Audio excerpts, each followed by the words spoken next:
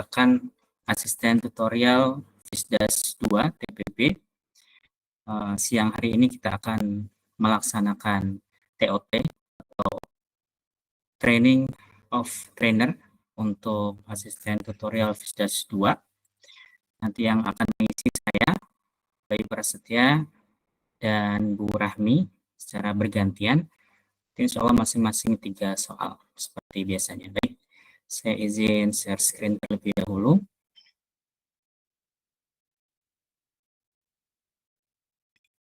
Apakah sudah terlihat masing-masing share screen?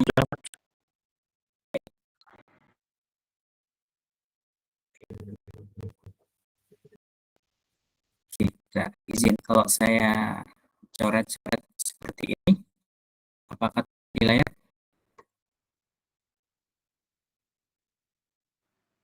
Coretannya tidak Terlihat Pak Bayu. terlihat ya? Oh iya, baik. Memastikan saja. Baik.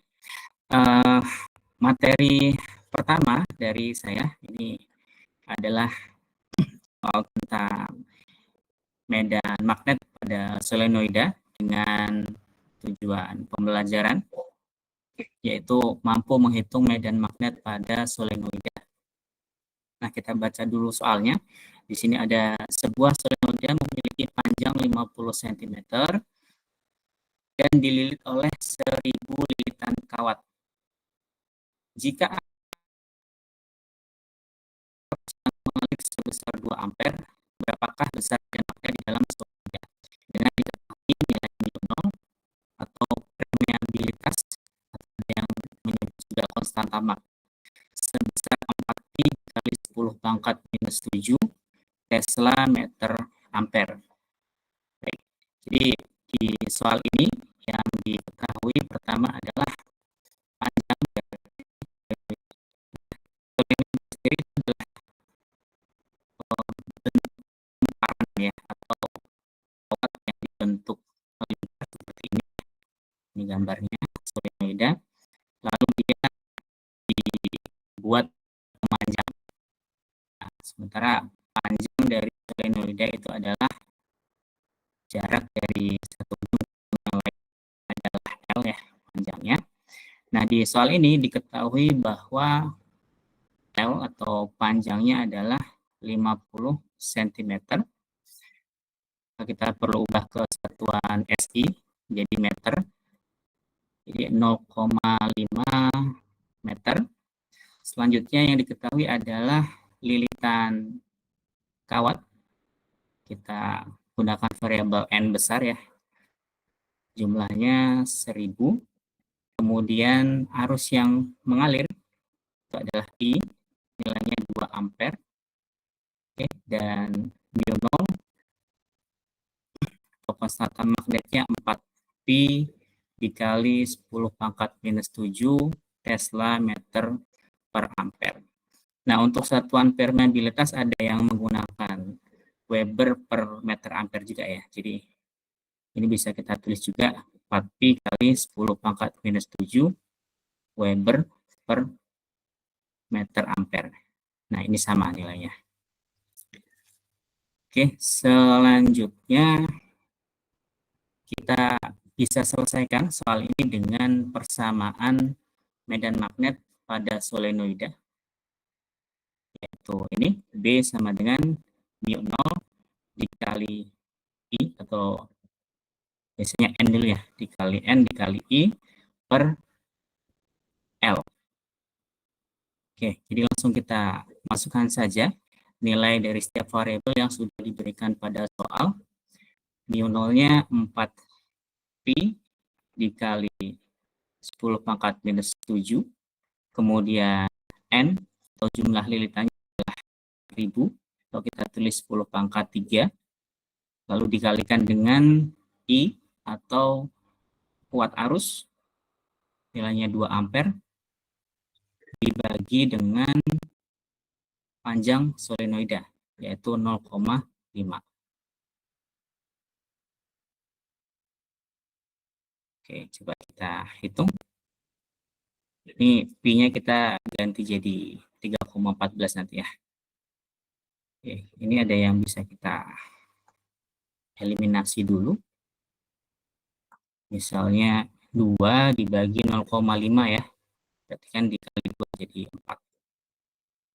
Oke, sehingga kita kalikan ya. 4 dikali 4, 16 ya. 16 dikali Pi-nya itu 3,14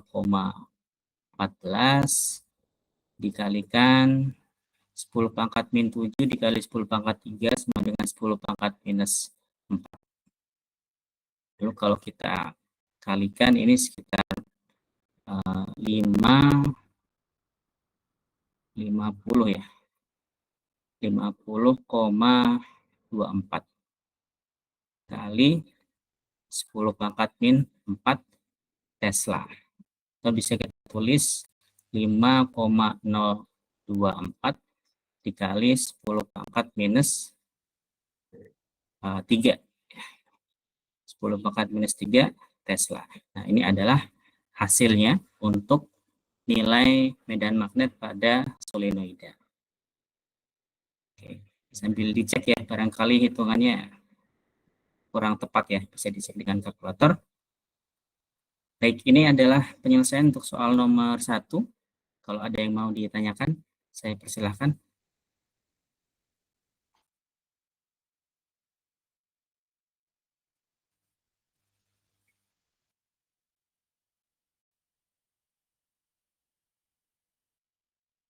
Mungkin cukup, Pak. Cukup? Baik, kalau cukup, boleh di screenshot atau di foto ya, atau dicatat dulu. Saya beri waktu. Kalau sudah, kita lanjut ke soal berikutnya nomor 2. Nah, untuk soal nomor 2, ini capaian pembelajarannya mampu menghitung medan magnet pada toroida. Nah, toroida itu kalau secara prinsip dia bentuknya mirip seperti solenoida ya. Hanya kalau solenoida tadi memanjang, sementara toroida itu dibuat melingkar seperti ini. Nah, dibuat melingkar. Ini sama seperti solenoida, dibentuk melingkar. Baik, kita baca soalnya. Toroida memiliki 500 lilitan dan dialiri arus sebesar 3 ampere. Jika jari-jari rata-rata toroida adalah 10 cm, berapakah besar medan magnet di dalam toroida pada jarak tersebut? Oke, kita tulis dulu apa yang diketahui yang diberikan pada soal. Yang pertama adalah jumlah lilitannya atau N besar sama dengan 500. Kemudian arus sebesar 3 ampere. Lalu jari-jari rata-rata toroida, jari-jari yang dimaksud itu berapa? 10 cm ya. R-nya 10 cm. Nah, kalau di gambar ini dia pakainya A ya. Jadi ini maksudnya jari-jari sama. Jadi R sama dengan A, jari-jari. 10 cm kita ubah ke satuan meter, jadi 0,1 meter. Lalu permeabilitas atau konstanta magnetnya, kalau tidak diberikan nilainya di soal, kita gunakan seperti pada soal nomor 1 tadi, yaitu μ0 sama dengan 4pi dikali 10 pangkat min 7 Tesla meter per ampere. Oke, berikutnya kita bisa selesaikan soal nomor 2 ini dengan persamaan medan magnet di dalam toroida, karena yang ditanyakan tadi medan magnetnya. Kita gunakan persamaan medan magnet pada toroida B sama dengan μ0 dikali N dikali I ya, dikali apa tadi, jumlah lilitan dan dikali kuat arusnya dibagi 2 kali Pi kali R. Baik, sekarang kita masukkan nilainya masing-masing.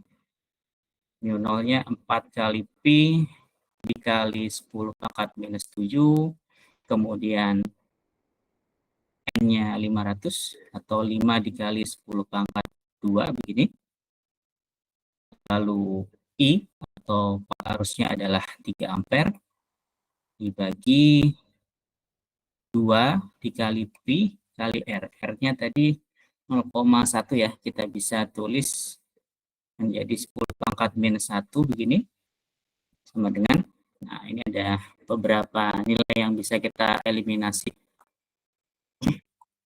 Misalnya ini 4Pi dibagi 2Pi, sisa 2.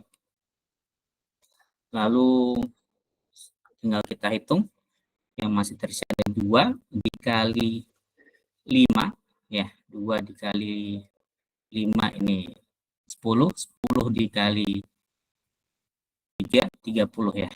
Atau 3 dikali 10 dikali 10 pangkat berapa?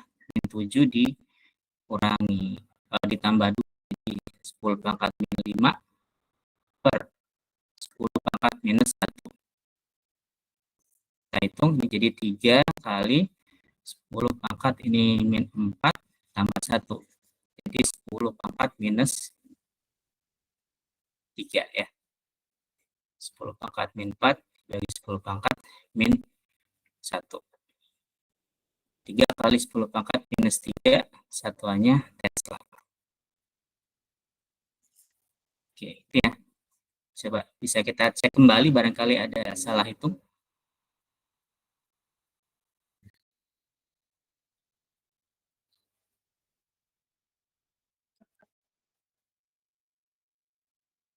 Kalau sudah benar berarti ini adalah nilai yang kita dapatkan ya untuk medan magnet dalam toroida.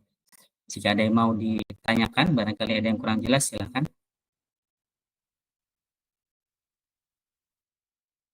Boleh dicatat atau difoto dulu.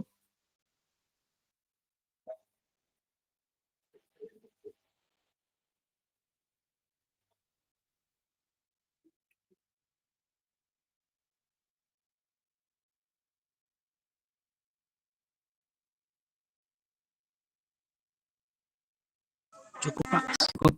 Baik. Kita lanjut ke soal berikutnya, nomor 3.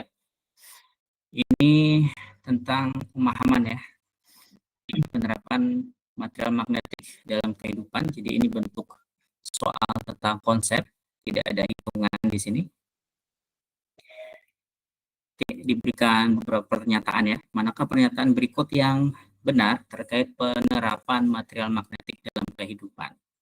Jadi ada 4 pernyataan ya, 1, 2, 3, dan 4. Nanti mahasiswa harus menentukan mana pernyataan yang benar dan mana yang salah. Oke, berkaitan dengan sifat kemagnetan, ada ferromagnetik, paramagnetik, dan diamagnetik.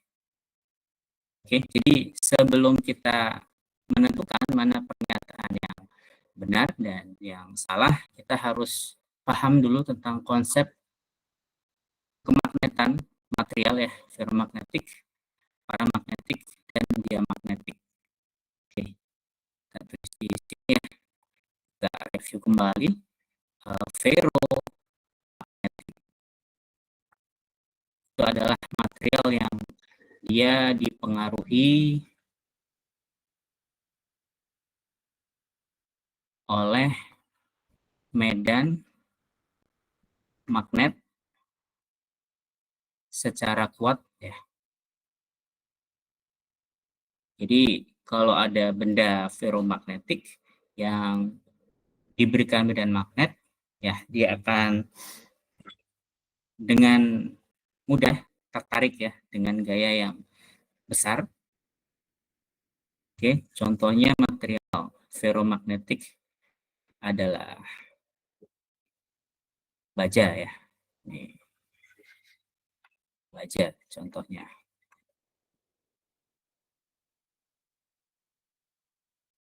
Ini ferromagnetik. Kemudian yang kedua, paramagnetik. Nah, kalau paramagnetik dia dipengaruhi juga oleh medan magnet tapi secara lemah. Jadi tidak sekuat pada material ferromagnetik. Jadi kalau ada material paramagnetik, dia itu didekatkan dengan magnet, dia bisa tertarik tapi gayanya lemah. Contohnya material besi. Nah, ini termasuk paramagnetik. Dan yang ketiga ada yang bersifat diamagnetik.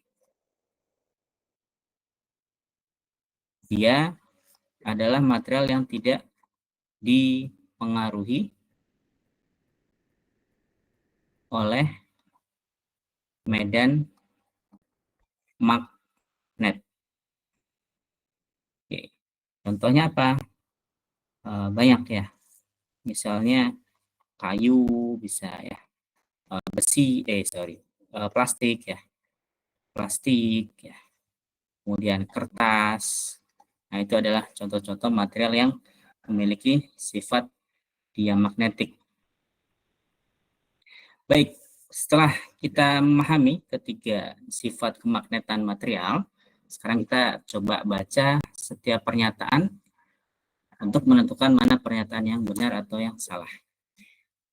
Pernyataan yang pertama, 1, bahan ferromagnetik seperti baja digunakan untuk membuat magnet permanen karena memiliki retentivitas yang tinggi.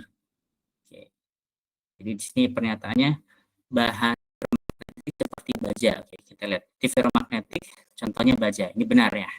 Ferromagnetik contohnya baja. Kemudian digunakan untuk membuat magnet permanen karena memiliki retentivitas yang tinggi. Nah, retentivitas itu definisinya adalah kemampuan material ya, kemampuan untuk mempertahankan sifat kemagnetan atau medan magnet ya. Nah, jadi material yang memiliki retentivitas tinggi itu ketika dia dipengaruhi oleh medan magnet ya, dia berada dalam medan magnet, maka dia akan cenderung menyimpan dalam waktu yang cukup lama ya. Karena dia memiliki sifat atau kemampuan mempertahankan sifat kemagnetan atau medan magnetnya. Nah, maka pernyataan pertama ini pernyataan yang benar. Lalu yang kedua, bahan paramagnetik sangat ideal untuk inti transformator karena dapat memperkuat medan magnet secara signifikan. Nah, ini benar atau salah kira-kira? Kalau kita lihat paramagnetik itu apa tadi, dipengaruhi oleh medan magnet secara lemah. Ini dikatakan dia sangat ideal untuk inti transformator karena dapat memperkuat medan magnet secara signifikan. Nah, apakah benar? Kalau kita lihat tadi yang ferromagnetik dia itu retentivitasnya tinggi atau kemampuan dia mempertahankan medan magnet itu baik. Sementara kalau paramagnetik itu kan dia dipengaruhi oleh medan magnet yang lemah. Otomatis dia juga retentivitasnya kurang baik. Sementara yang diharapkan pada inti transformator itu untuk bisa memperkuat medan magnet. Maka tentu bahan paramagnetik tidak bisa memenuhi tujuan tersebut. Ya, maka pernyataan kedua ini adalah salah.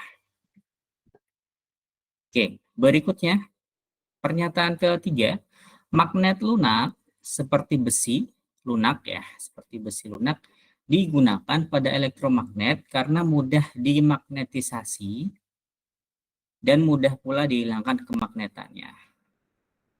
Oke, nah kalau kita lihat magnet lunak seperti besi lunak ya. Besi itu masuk material paramagnetik ya. Dia dipengaruhi oleh medan magnet secara lemah.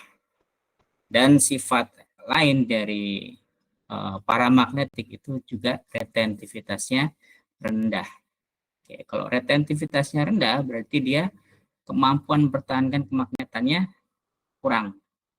Nah, jadi dia itu mudah dimagnetisasi ya, mudah dibuat menjadi magnet, tapi konsekuensinya dia juga mudah pula dihilangkan kemagnetannya. Oke, jadi pernyataan ketiga ini benar. Oke, lanjut pernyataan keempat sekarang. Bahan diamagnetik seperti tembaga digunakan untuk menyimpan energi magnetik dalam sistem penyimpanan energi superkonduktor. Oke. Diamagnetik seperti tembaga. Nah, diamagnetik tadi adalah material yang tidak dipengaruhi oleh medan magnet. Tentu saja dia tidak bisa menyimpan medan magnet. Oke, apalagi energi magnetik ya. Nah, jadi syaratnya untuk material bisa menyimpan energi magnetik, dia harus mampu ya menyimpan energi magnetik dengan baik. Jadi dia ferromagnetik ya. Nah, apalagi untuk superkonduktor, dia harus memiliki kemagnetan yang sangat baik. Maka pernyataan keempat ini salah. Oke, itu ya. Jadi simpulannya, pernyataan yang benar itu hanya pernyataan 1 dan 3. Oke, baik, sampai sini apakah ada yang mau ditanyakan? Oke, kalau tidak ada bisa dicatat atau di screenshot ya. Baik, untuk pernyataan untuk soal ya, soal nomor 1 dan 1, 2 dan 3 dari saya cukup. Apabila tidak ada pertanyaan dari asisten tutorial, saya kembalikan ke Bu Rahmi ya untuk dilanjutkan pembahasan soal yang berikutnya. Sekian dari saya. Silakan Bu Rahmi. Iya, baik, terima kasih Pak Bayu untuk kesempatannya. Jadi saya lanjutkan ya. 3 soal juga dengan saya di sini. Saya akan share screen terlebih dahulu.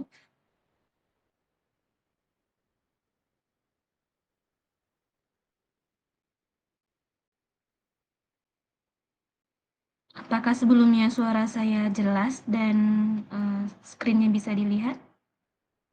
Sudah, Bu. Oke. Iya. Jadi untuk TOT 6 secara besar ya, topik yang dibahas di sini terkait magnetostatika ya, hukum Ampere dan juga biosafar ya. Nah, yang akan saya sampaikan yang pertama di sini CPMK-nya mampu menghitung medan magnet arus tunggal. Jadi di sini dispesifikkan hanya dipengaruhi oleh satu konduktor berarus ya. Di sini ada soal di mana sebuah kawat lurus yang panjang membawa arus sebesar 8 ampere ke atas ya, seperti yang dilihat di gambar ini. Tentukan besaran medan magnet di titik P, berarti di sini ya daerah ini, yang berjarak 0,12 meter dari kawat ya, dari tengah kawat. Dan tentukan arah medan magnet pada titik tersebut. Nah, dari sini kita dapat melihat bahwa ada arus, ya ada arus 8 ampere yang arahnya dari visualnya ini dari bawah ke atas atau ke atas ya. Terus ada jarak dari titik yang akan kita tentukan atau kita hitung medan magnet ke kawat berarus adalah 0,1 meter ya. Yang diminta adalah berapa medan magnet di titik ini. Berapa medan magnet di titik ini. Oke. Saya langsung saja, di sini ada pembahasannya. Untuk pertanyaannya bisa ditangkap ya yang diminta di sini. Kita menentukan medan magnet yang ditimbulkan oleh kawat berarus tunggal ya. Nah, jadi untuk pertama kita bisa mengekstrak semua informasi dari soal. Pertama arus tadi 8 ampere, radiusnya di 0,12 meter.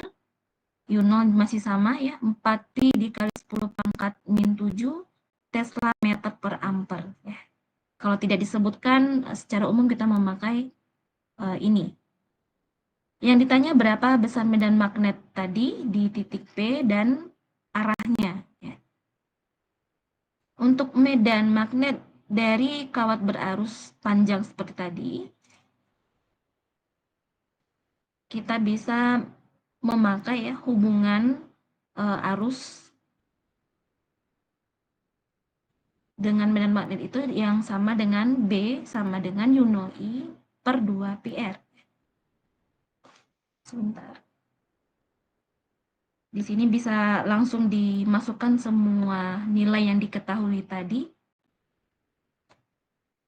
Bahwa U0-nya adalah 4pi dikali 10 pangkat min 7 Tesla meter per ampere ya.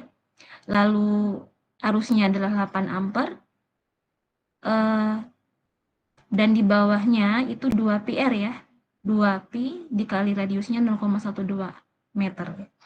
Untuk pi tidak perlu kita ganggu karena bisa karena bisa sama dengan 1 ya. Nah, yang selebihnya bisa dicek kembali bahwa nanti ini akan sama dengan 4 kali 8 kali 10 pangkat min 7 per 0,24 meter ya. Jadi jika disederhanakan lagi, tepatnya adalah 133,33 10 pangkat min 7 Tesla di meter ampere sudah saling menyediakan ya, atau 13,33 mikrotesla ya. Itu untuk nilai medan magnet di titik P. Nilai medan magnet di titik P. Untuk arah, di sini kita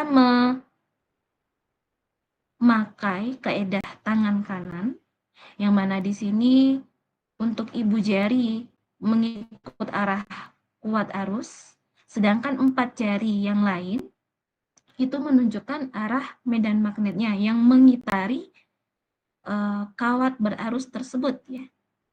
Kalau ditanya di titik P tadi yang bisa kita pastikan itu tepat sebelah kanan dari kawat tersebut, maka di posisi itu terlihat ya dari kaedah tangan kanan arah dari medan magnet itu keluar dari bidang ya, keluar dari layar kita saat ini. Lebih kurang seperti ya. Ya, bagaimana? Bukan Ibu, maaf potong Bu. Sepertinya slide-nya tidak scroll bawah Bu ya. Oh, oke. Terima kasih. Baiklah, saya salah men-share ya. Kalau sekarang sudah ya? Sudah Bu. Baik. Oke, saya ulangi ya, karena tadi sudah terlalu jauh sepertinya. Mungkin soal tadi sudah clear ya, sudah tampil tadi. Kita menentukan medan magnet di titik P, ada kuat arus ya, ini diketahui, dan radius si titik P itu ke penghantar atau kawat yang berarus tadi. Nah, untuk solusi, di sini kita bisa memakai persamaan bahwa medan magnet itu akan sama dengan U0I per 2πr untuk kasus kawat panjang ya, kawat panjang berarus. Dan kita tinggal ganti semuanya, U0I 4pi 10 pangkat min 7 Tesla meter per ampere, I-nya adalah 8 ampere, yang di bawahnya berarti 2πr ya, R-nya adalah 0,12 meter. Anda cek lagi perhitungannya, nanti kita dapatkan di 13,33 mikrotesla medan magnet di titik P tersebut ya. Nah, untuk arah di titik P, jadi ini kita ambil yang kawat tadi, tapi di sini diberikan ilustrasi tangan kanan, yang mana untuk ibu jari sebagai kuat arus ya, arah dari kuat arusnya ke atas, dan 4 jari yang lain itu untuk arah dari medan magnet yang mengitari si kawat berarus kita. Nah, untuk posisi titik P, yang di sini berarti sebelah kanan dari kawat kita, maka di situ terlihat bahwa arah medan magnet kita keluar dari bidang ya, atau keluar dari layar Ananda saat ini. Nah, jawaban dari soal nomor 1 berarti medan magnetnya sebesar 13,33 mikrotesla, sedangkan arahnya adalah keluar dari bidang. Bidang di sini ya layar kita ya, lebih kurang ya. Ada pertanyaan dulu untuk soal nomor 1.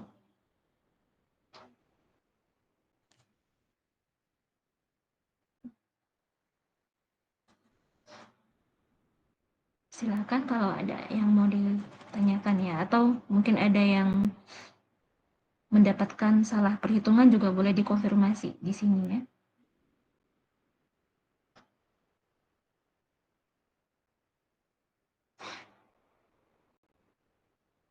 Cukup, Bu.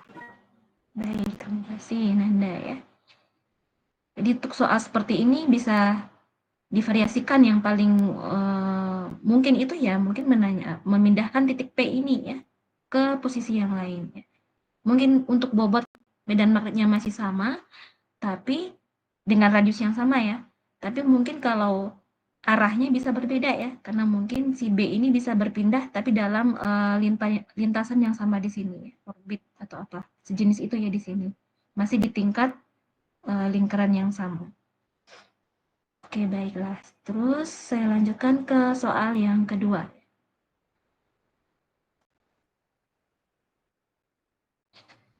Mampu memahami konsep hukum Ampere. Nah, ini nggak jauh-jauh dari filsafat juga ya, yang mana kita mengkaji bagaimana sih medan magnet akibat dari arus listrik ya, atau kawat berarus. Nah, di sini saya memberikan soal yang memang tidak menghitung juga ya, tapi lebih ke konsep memahami makna fisis dari suatu persamaan ya. Di sini disebutkan, ditanyakan mengapa medan magnet di dalam kawat silinder padat berbanding lurus terhadap jarak R, sedangkan di luar kawat berbanding terbalik terhadap R. Ya, jelaskan. Nah, jadi di sini ada dua case ya. Pertama yang di dalam, yang kedua yang di luar. Pertanyaannya mengapa medan magnet yang di dalamnya nih berbanding lurus dengan jarak ya, jarak R-nya. Jarak R di sini berarti dari pusat kawat ke titik di mana kita ingin menentukan medan magnet, tapi masih dalam lingkungan di dalam kawat ya, belum di luar. Begitupun untuk yang kasus kedua. Kok tiba-tiba yang di luar kawat nih, yang R kecilnya itu sudah melebihi dari radius kawat itu sendiri ya, malah berbanding terbalik dengan R ya. Jelaskan. Oke. Nah, untuk yang skema atau kasus pertama ya, di dalam kawat. Jadi R kecil di sini itu menandakan R di titik yang sedang kita tinjau, titik yang sedang kita amati medan magnetnya. Sedangkan kalau R besar, itu adalah jari-jari dari kawat itu sendiri. Yang mungkin itu yang perlu saya sampaikan lebih jelas ya. Jadi kalau R itu jari-jari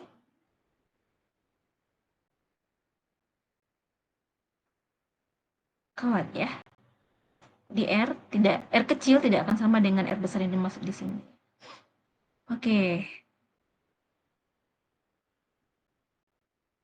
Nah, untuk bisa menjawab dengan baik soal kedua ini, kita memang harus paham hukum Ampere itu sendiri ya. Yang mana hukum Ampere itu konsepnya kita bisa menghitung medan magnet ya dalam lingkup ampernya. Kalau di sini disebut jalur ampernya. Jadi kita sedikit membayang-bayangkan ya, atau menggambarkan atau memvisualkan jalur amper kita yang mana nih gitu ya, yang diminta oleh soal ya. Makanya di sini ada dua kasus ya, yang kecil dari R besar ataupun yang besar dari R besar ya, yang di dalam kawat dan yang di luar. Jadi di situ dengan adanya ruang lingkup ampere atau jalur ampere itu, kita harus menghitung I di dalamnya secara total ya. Oke. Yang R kecil dari R besar ya. Arus total I0 tidak langsung dihitung penuh. I0 dimaksud di sini arus total yang mengalir pada kawat itu enggak semua include ketika kondisi kita menghitungnya di dalam kawat ya.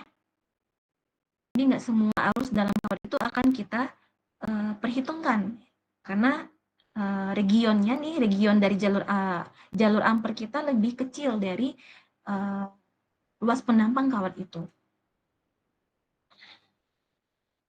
Nah, melainkan proporsional terhadap luas lingkaran kecil dengan jari-jari R sebagai anggap bayangan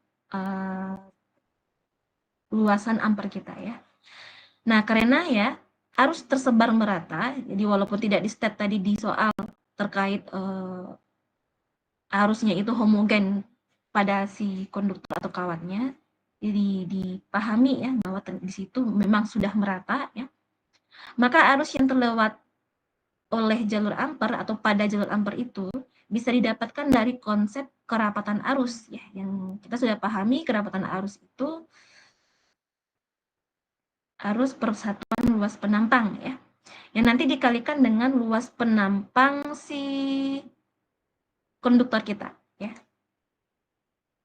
Jadi I yang include dalam ampere itu atau I dalam sama dengan rapat arus dikalikan dengan luas penampang ampere kita. Nah, tadi kerapatan arus itu sendiri akan sama dengan banyaknya arus persatuan luas ya, penampang kawatnya.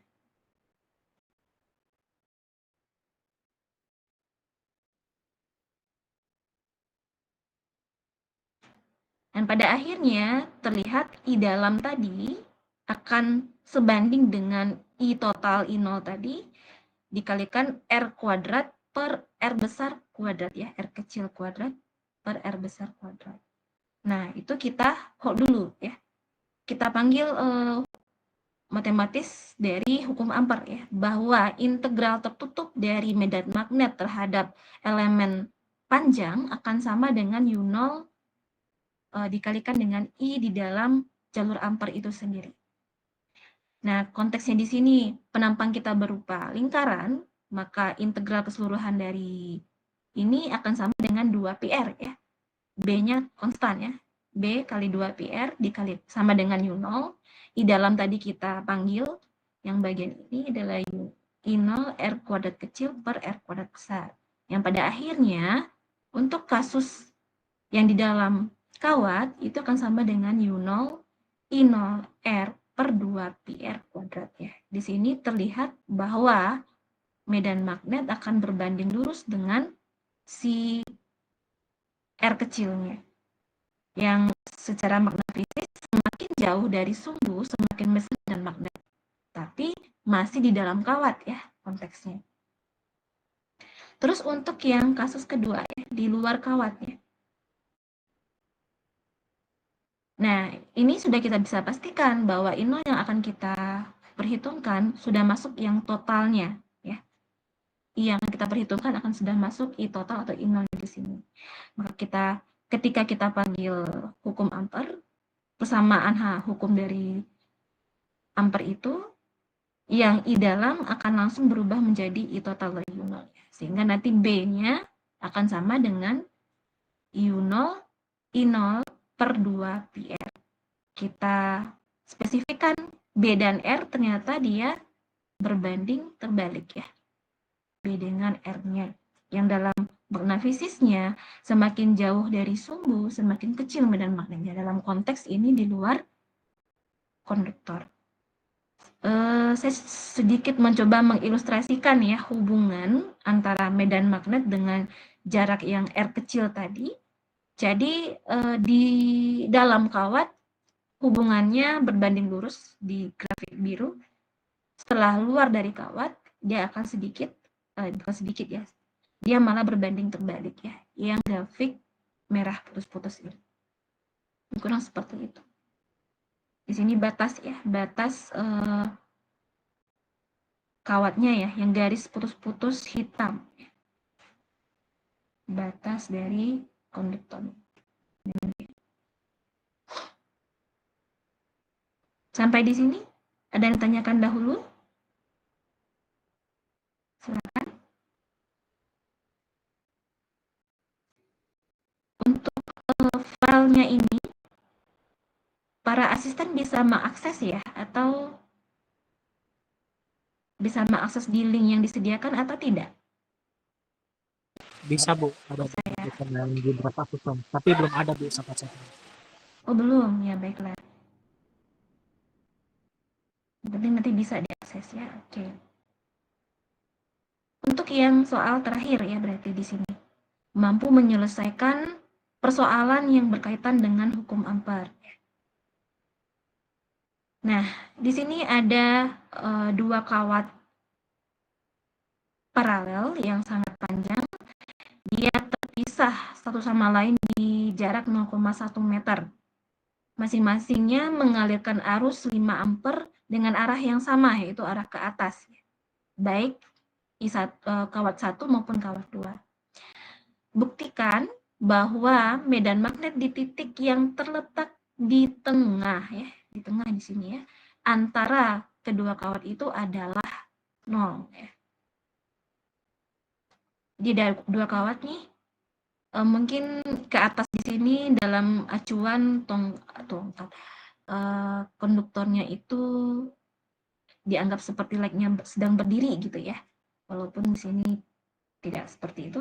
Jadi arah ke atas di sini dengan arus 5 ampere terpisah sejauh 0,1. Yang ditanyakan di titik merah ini, kenapa sih B-nya sama dengan 0 gitu ya? Bukan kenapa, buktikan B-nya sama dengan 0.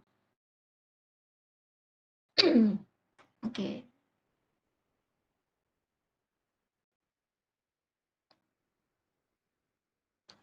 Nah, lagi-lagi kita masih memakai ini karena masih berkaitan dengan kawat atau konduktor panjang ya. Berlaku B sama dengan U0I per 2PR. Nah, untuk R, tadi diminta membuktikan ya, di posisi tepat di tengah antara kedua kawat. Yang satu sama lainnya berjarak 0,1 meter, berarti di tengahnya adalah setengahnya ya. 0,05 meter berarti R1 dan R2-nya. Karena tepat di bagian tengah. Kita cari masing-masing B1 dan B2 sesuai dengan R1, R2 dan I1, I2-nya kebetulan sama ya. R1, R2 sama.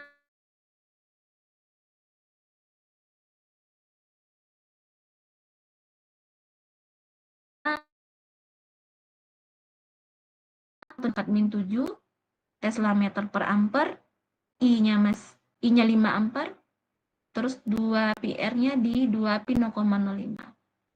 Hal yang sama juga terjadi di B2, dapatnya 20 mikro Tesla. Nah, di mana sih kita bisa membuktikan itu 0? Ketika kita sudah memperhitungkan arah dari medan magnet itu sendiri ya. Nah, ada beberapa hal yang perlu ditekankan. Yang pertama, medan magnet dari kawat pertama akan mengarah masuk ke bidang pada posisi titik merah tadi. Jadi kalau saya kopikan ini,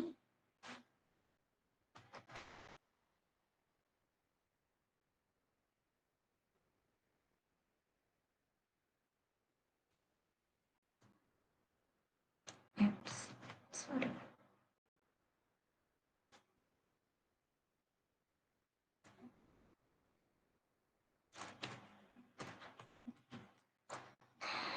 Nah, yang kawat pertama dulu ya. Kawat pertama dulu.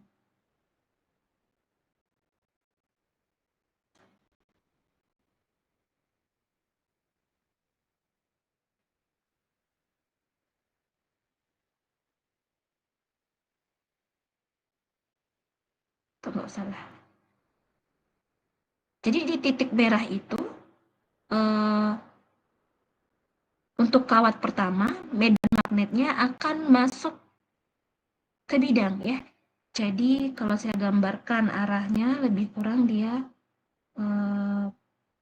biar beda mungkin untuk kawat satu ini. Jadi dia ke bawah tuh ya. Masuk ya. Ini untuk arah B1. Terus untuk yang kawat kedua ya. Nah, dari mana dapatnya? Anda tentu menggunakan keedah tangan kanan ya.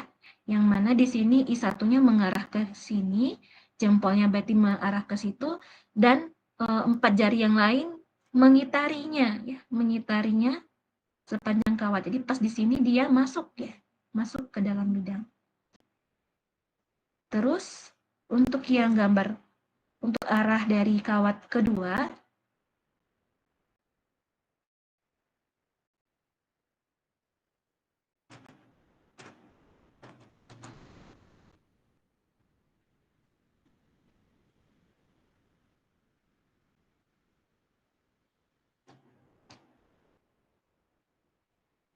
yang mana I2-nya juga ke atas ya. Nah, untuk di titik merah itu dia masuk ya. Dia masuk di sini, bukan masuk, keluar di sini berupa dot di sini ke keluar bidang ya. Ini untuk B2 ya. Yang Anda bayangkan ya, di titik itu dia keluar. Nah, ternyata bisa kita dapatkan arah untuk B1 B2 itu berlawanan ya, berlawanan. Maka mereka akan saling meniadakan. Kebetulan juga bobotnya sama nih gitu ya. Maka di situ di titik tersebut B totalnya akan sama dengan 0. Resultan medan magnetnya akan sama dengan 0. Di sini kenapa saya buat B2 yang positif ya, ini negatif karena yang B2 yang ke atas ya. Sedangkan ini yang ke bawah. Oke. Itu untuk soal ketiga. Gimana? Ada yang ditanyakan dahulu, silakan.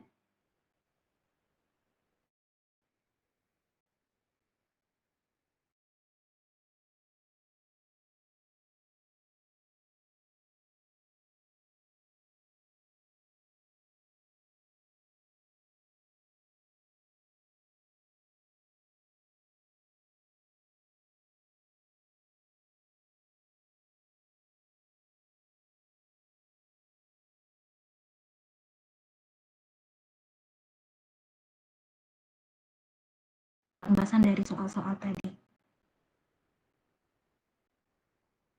Gimana? Silakan kalau ada yang tanyakan atau mungkin ada bagian yang kelewat untuk di screenshot gitu, boleh disampaikan.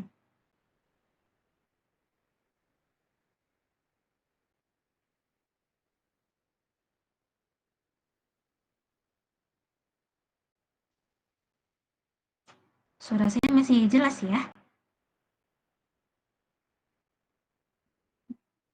Masih. Oke. Sepertinya tidak ada lagi yang ditanyakan. Dan sudah ke-6 soal juga ya, dari saya juga sudah 3, dari Pak Bayu juga sudah 3. Dan itu sudah selesai berarti TOT kita. Saya mungkin kembalikan ke Pak Bayu. Baik, terima kasih Bu Rani atas soal dan pembahasan yang telah disampaikan.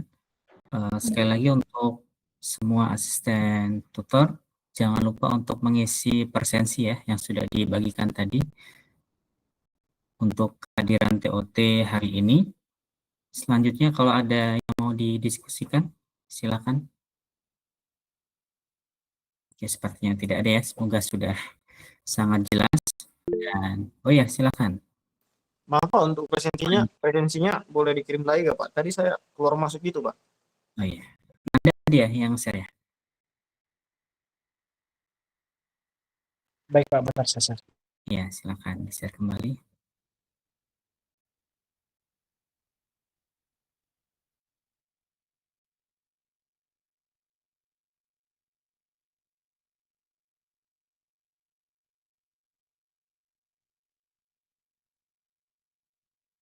Oke, yang lain nanti yang belum sempat presensi akan di-share linknya oleh Nanda ya. Jadi kalau tidak ada yang didiskusikan lagi, bisa kita akhiri. Terima kasih atas kesempatan dan waktu yang diberikan. Semoga nanti diberikan kelancaran dalam menyampaikan tutorial kepada adik-adik mahasiswa yang mengambil mata kuliah FISDAS 2. Saya dan Bu Rahmi mohon izin ya, dan mohon maaf jika ada salah kata dan kekurangan dalam penjelasan materi dan solusi hari ini. Saya sampaikan terima kasih. Wassalamualaikum warahmatullahi wabarakatuh. Waalaikumsalam. Terima kasih Pak. Terima kasih Pak Bayu. Terima kasih Bu. Sama-sama.